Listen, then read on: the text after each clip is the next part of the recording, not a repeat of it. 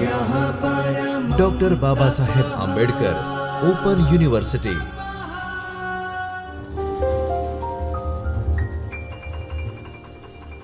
Dear students, I, Dr. Rajneesh Sharma, Assistant Professor, Department of Journalism and Mass Communication, welcome you all from Chaitanya Studio of Dr. Babasaheb Ambedkar Open University. I welcome you all.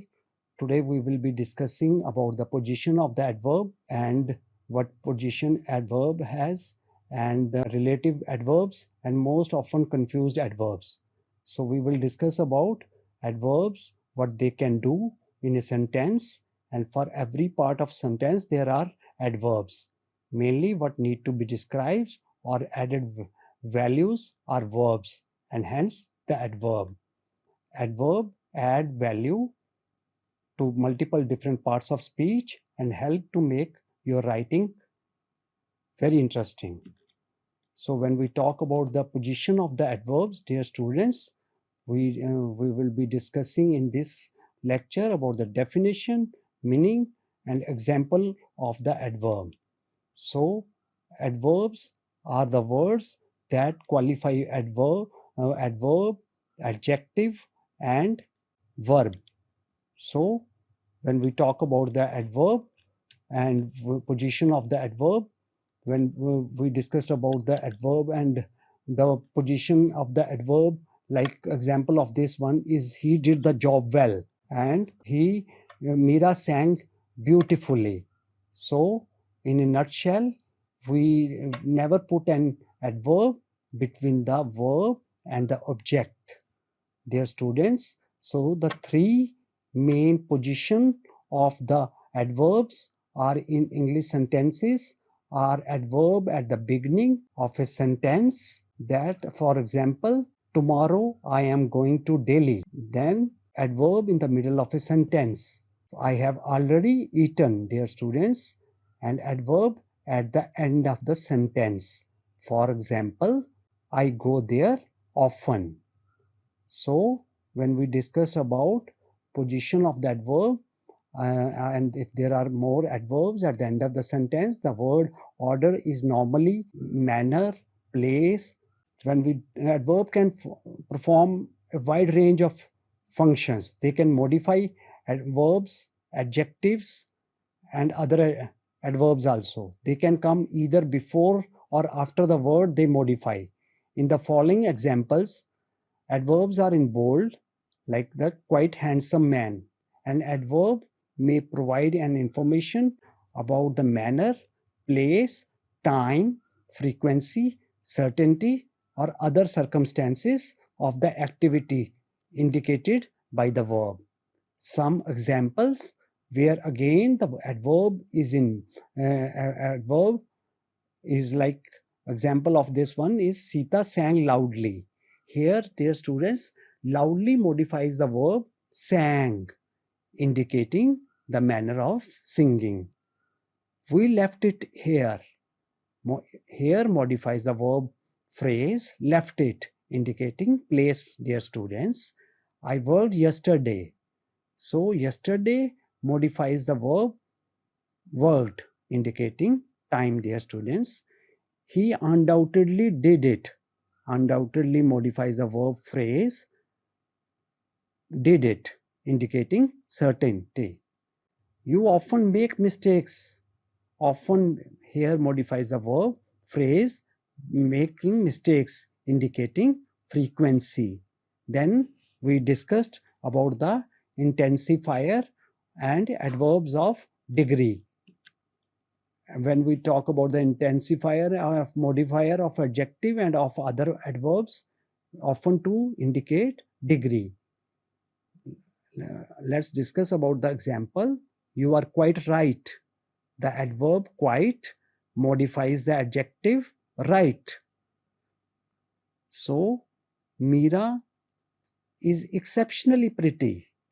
Here the adverb exceptionally pretty modifies the adjective pretty. She sang very loudly. The adverb very modifies another verb, that is loudly, You are quite right. When we discuss in our class, we say, dear student or dear sir, as we address our student or you as teacher addressing as sir, that you modify that Meera is exceptionally pretty.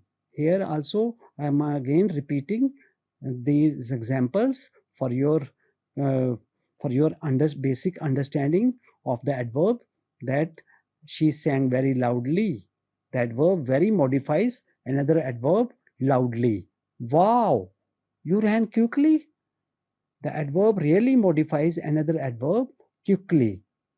Other intensifier include mildly, pretty, slightly, and adverb may also undergo certain comparison, like comparative and superlative form. This is usually done by adding more and most before the adverb. Example, more slowly and more slowly. However, there are few adverbs that takes non-standard forms, such as well, for which better and best are used. He did well. She did better. I did best. So when we discuss about the relative adverbs are a subclass of adverbs that deal with space, time, and reason. So as we just learned, we can use these adverbs to connect ideas about where, why, when things happen.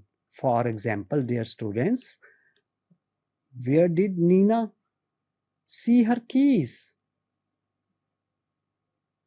So the answer can be, I don't know where Nina last saw her keys.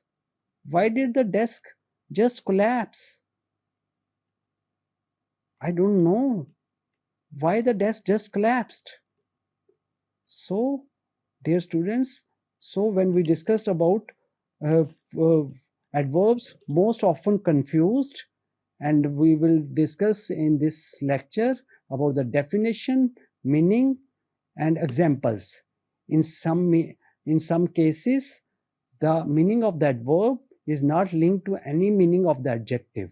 In others, the adjective has more than one meaning, and the adverb is linked to one of the less common meaning, a cause for confusion. If you are not familiar with the adjectives, various definitions, dear students. So when we discussed about, like, let's discuss about examples.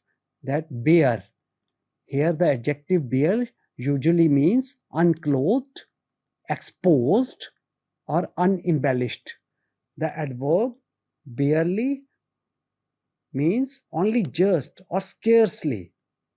The traffic was so bad that we barely made it in time for the start of the show or the cricket match. He makes barely enough to get by.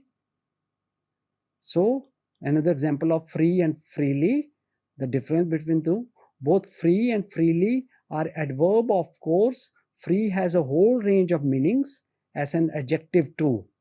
Free means without charge, buy one and get one free, like we get for pizza, we get for ice cream nowadays, like eat free on your birthday. Then example of another one, both free and freely means without restraint. There is no hard and fast rule as to how to distinguish between the two, but generally speaking, free is used for an inanimate object to mean there is nothing holding it in place, whereas freely suggests an element of free will and is therefore used for people and animal. The chain hung free from the side of the ship. We want you to feel able to speak freely in this meeting. It means that you are given a chance to speak freely.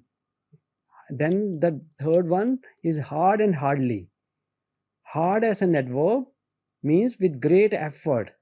He tried really hard to pass the test. So it means that, and then second example of you need to push the button hard.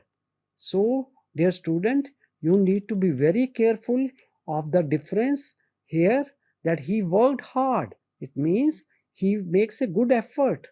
He hardly works means he does almost no work. Then we discussed about high and highly. The adverb highly has nothing to do with the physical height, dear student. It is mostly often used as an intensifier. I am highly impressed with your work. So these are and the kids were highly disappointed with the clown's performance in the circus. So the adjective high and the adverb highly also both have meanings related to status and esteem. So she is a person of a high standing in the community. So this is a difference between high and highly. She is a person of high standing in the community. Everyone speaks highly of her. So with this, we discussed about these examples of adverbs, and with this I complete my lecture. I thank you for your patient listening. Till then, till next lecture we will meet. Thank you very much. Namaste, Jai Hind. स्वाध्यायः